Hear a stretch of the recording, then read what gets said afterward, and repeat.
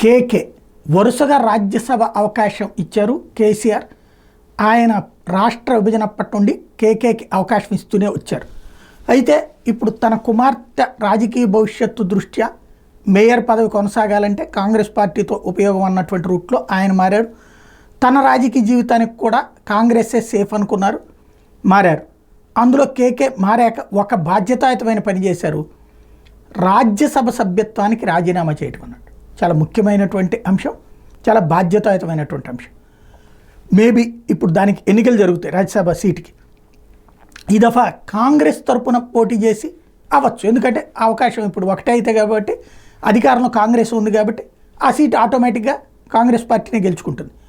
అదేదో ఎష్యూరెన్స్ తీసుకున్నట్టున్నారు ఖర్గేతో, అందుకని భేటీ తర్వాత తన రాజీనామాని సమర్పించడం అనేది మంచి పరిణామం. ఇది ఇంతకుముందు కూడా చెప్పుకున్నాం, ఎంపీలైనా ఎమ్మెల్యేలైనా సరే రాజీనామా చేసి మళ్ళీ ఎన్నిక కావడం అన్నట్టు మంచి పరిణామే.